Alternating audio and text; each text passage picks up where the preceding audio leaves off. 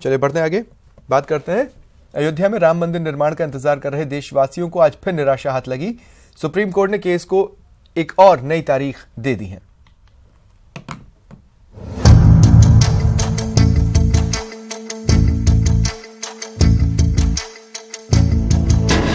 राम मंदिर मुद्दे पर फिर नई तारीख। नई संविधान पीठ करेगी मंदिर केस की सुनवाई। अब 29 जनवरी को नई पीठ में सुनवाई। अगली तारीख जो होगी वो 29 जनवरी की फिक्स की गई है। 29 जनवरी को जो कॉन्स्टिट्यूशन बेंच होगी वो इस मामले की सुनवाई करेगी। जो डॉक्यूमेंट्स है वो 8000 से ऊपर पेजेज हैं, उसका ट्रांसलेशन 29 जनवरी तक मुमकिन नहीं है। इसलिए ऐसा लगता है कि इसको आगे भी टाला जाएगा ट्रांसलेशन के नाम पे। तारीख पर तारीख में फंसे राम मंदिर केस को अब एक और नई तारीख मिल गई है। खास बात यह है कि अब नई पीठ इस मामले की सुनवाई करेगी। हालांकि इस केस की सुनवाई के लिए 5 जजों की संविधान पीठ को यह मामला सौंप दिया गया था। मंदिर केस की सुनवाई वाली पीठ की अध्यक्षता मुख्य न्यायाधीश रंजन गोगोई के पास है, लेकिन पीठ के सदस्य जस्टिस यू ललित के नाम को लेकर विवाद के बाद अचानक बदले घटनाक्रम में जस्टिस ललित ने सुनवाई में असमर्थता दिखाई, जिसके बाद मुख्य न्यायाधीश ने सुनवाई की नई तारीख का ऐलान कर दिया। 29 जनवरी की तारीख के साथ ही अब फिर से पीठ का गठन होगा और तब केस पर सुनवाई की प्रक्रिया शुरू हो पाएगी। इससे पहले 6 जनवरी को अदालत ने इस मसले पर सुनवाई करते हुए इसके लिए बेंच गठित करने की बात कही थी। आपको बता दें कि ये सुनवाई अयोध्या में राम मंदिर से जुड़ी 2.77 एकड़ जमीन के मालिकाना हक से जुड़ी है, जिसके 3 मुख्य पक्षकार हैं, रामलला विराजमान, निर्मोही अखाड़ा और सुन्नी वक्फ बोर्ड। सुप्रीम कोर्ट इस मामले से जुड़े सितंबर 2010 को दिए इलाहाबाद हाई कोर्ट के फैसले के खिलाफ दायर याचिका पर सुनवाई कर रहा है।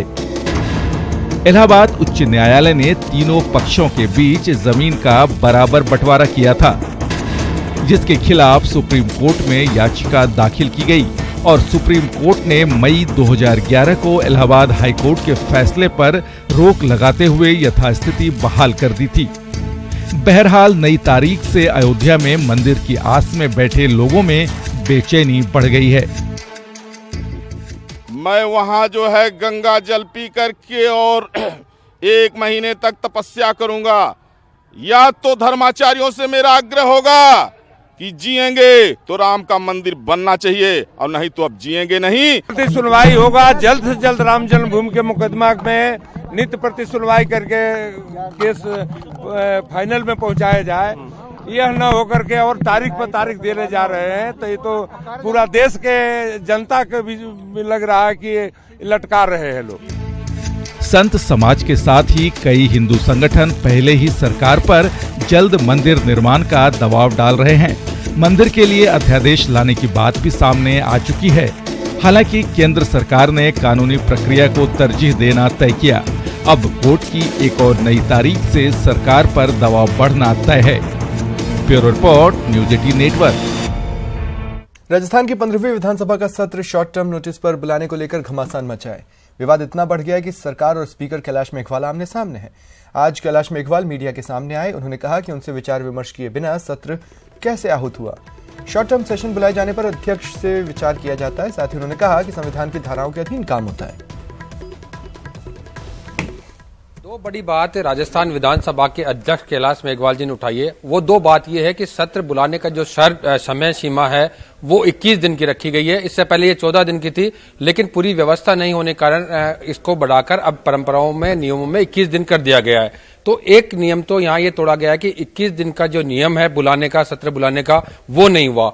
दूसरा जो नियम तोड़ने की बात कही जा रही है वो ये कही जा रही है कि जो शॉर्ट टर्म नोटिस पर अगर कोई विधानसभा सत्र आहूत होता है उसके लिए सरकार को विधानसभा अध्यक्ष को अवगत कराना पड़ता है और उसके कारण बताए जाने पड़ते हैं कि इस वजह से ये शॉर्ट टर्म नोटिस पर सत्र बुलाया जाना आवश्यक है और उसी के अनुसार ये सत्र बुलाया जाता है। लेकिन चूंकि यहाँ 14वीं विधानसभा के समय की स्पीकर हैं, 15वीं विधानसभा का गठन हो गया है, तो इसमें ये चूक सरकार के लेवल पे मानी जा रही है कि सरकार से इस मामले में चूक हुई है, अधिकारियों के चूक हुई है और वही बड़ा कारण बना है। अभी विधानसभा अध्यक्ष कैलाश मेघवाल हमारे साथ है, उन्हीं से जानेंगे कि अब इस चूक का हल क्या अब 15 जनवरी से सत्र आउट होगा या नहीं होगा, ये बड़ा सवाल है और ये अब यक्ष प्रश्न भी बन रहा है कि इसका हल किस तरह से निकलेगा।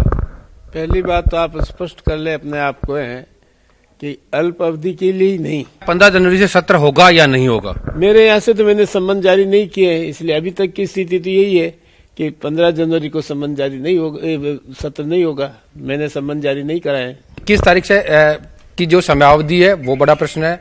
अल्पावधि का जो बुलाया जाता है उसके लिए वो कह रहे हैं मेरे से बातचीत की जाए विधानसभा अध्यक्ष से, तभी हल निकल सकता है। लेकिन फिलहाल डेडलॉक की कि 15 जनवरी को आएगा या नहीं आएगा, इसका हल इनसे सरकार बातचीत करेगी, उसके बाद ही निकलेगा। मंत्री अरुण जेटली मीडिया से मुखातिब है, ये सीधे चलते हैं कि जिसके तहत कॉम्पोजिशन की लिमिट 1 से 1.5 करोड़ रुपया कर दी थी। पहला निर्णय आज काउंसिल ने लिया कि 1 अप्रैल 2019 से कॉम्पोजिशन की जो लिमिट है वो 1.5 करोड़ रुपीस तक होगी, 1 करोड़ 50 लाख तक।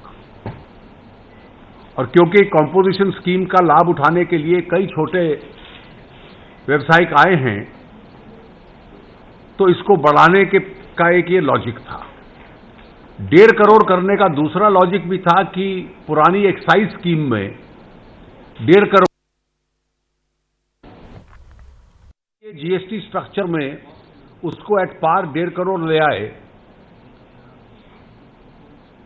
और उस कॉम्पोजिशन स्कीम को अगले फाइनेंशियल ईयर 1 अप्रैल से 1.5 करोड़ कर दिया जाएगा। दूसरा निर्णय कॉम्पोजिशन के बारे में ही था कि जो लोग कॉम्पोजिशन स्कीम में जाते हैं उनको टैक्स तो अपना क्वार्टरली देना पड़ेगा, लेकिन सिंप्लीफिकेशन की दृष्टि से उनको रिटर्न अब साल में एक बार देना पड़ेगा। So for those who utilize the composition scheme from 1 April onwards, it will be quarterly tax payment, but only one annual return. So this takes off a lot of compliance burden from them. The third decision, also for composition, is relating to the services sector.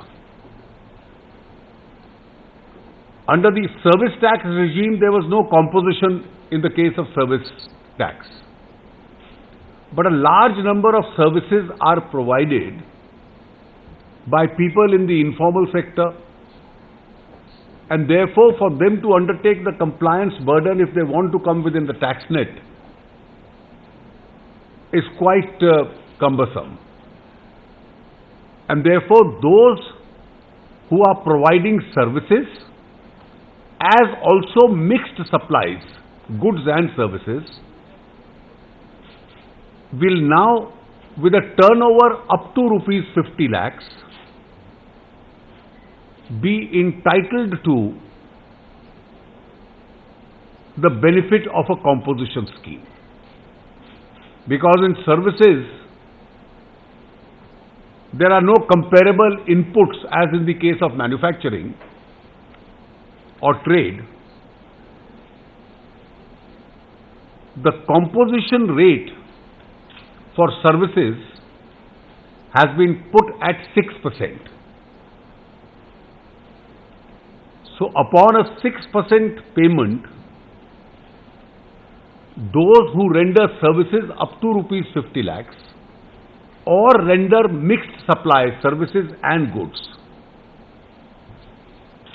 let us say an electrician coming to a house, a plumber, or any such services in whichever sector, it could be IT, it could be any form of services, would be entitled to a composition if the turnover is up to 50 lakhs upon payment of 6%. This 6% is lower than the average service tax which was being paid or the average GST which was being paid by service providers up to a 50 lakh limit. The other important decision was in relation to the exemption limit for GST.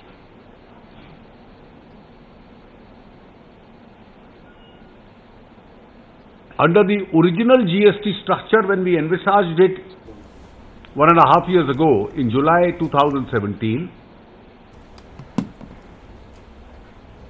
the GST structure provided those with a turnover up to 20 lakhs. Jaisalmer में एक रूह कंपा देने वाली घटना हुई। डॉक्टरों की लापरवाही से नवजात के 2 हिस्से हो गए।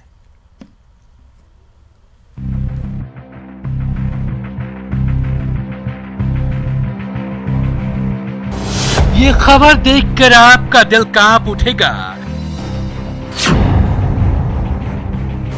ये खबर देखकर आपके रोंगटे खड़े हो जाएंगे। ये खबर देखकर आपकी रूह कांप जाएगी।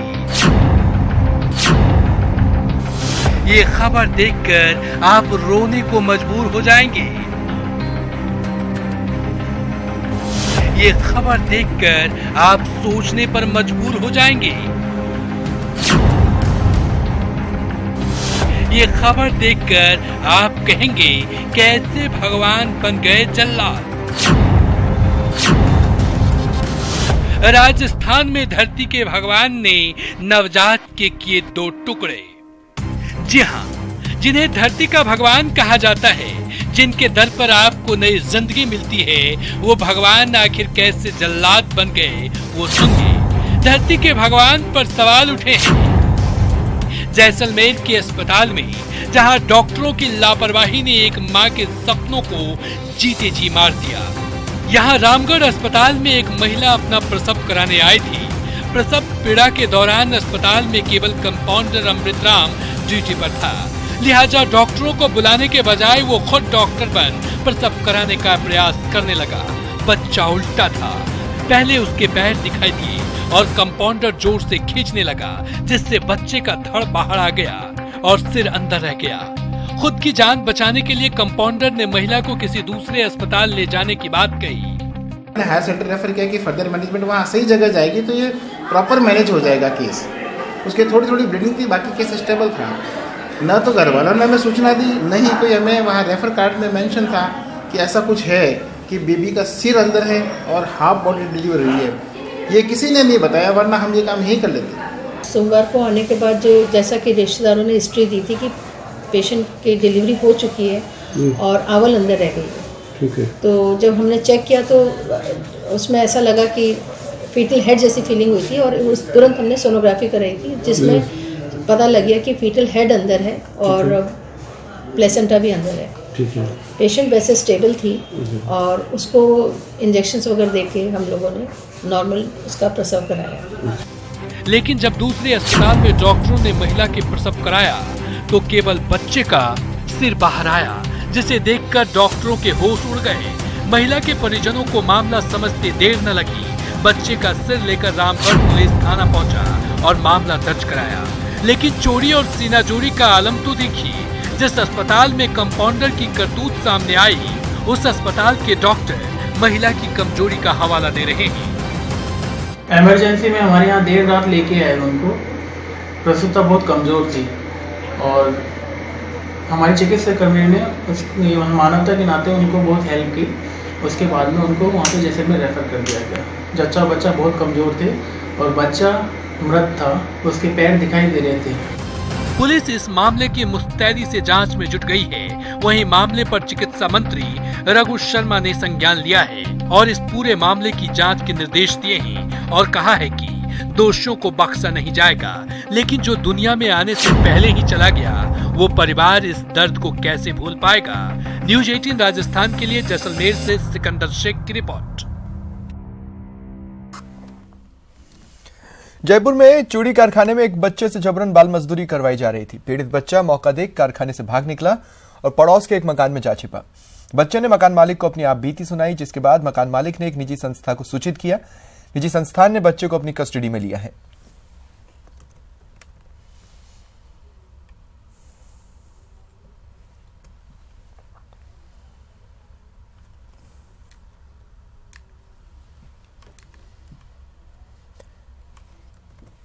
हाल ही में उदयपुर से अजमेर ट्रांसफर हुए एसपी कुंवर राष्ट्रदीप की उदयपुर से अनूठी विदाई हुई।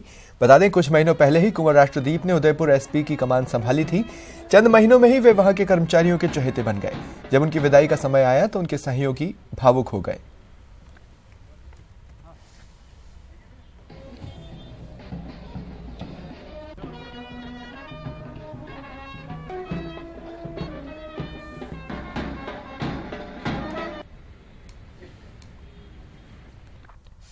गुजरात के गिर सोमनाथ में शेर शेरनी के सड़क पर सैर का एक वीडियो वायरल हुआ। वीडियो में ये जोड़ा सड़क के दोनों किनारे चल रहा है। जूनागढ़ जा रही एक बस से ये वीडियो तैयार किया गया। बस के नजदीक पहुंचने पर यह जोड़ा जंगल में लौट गया।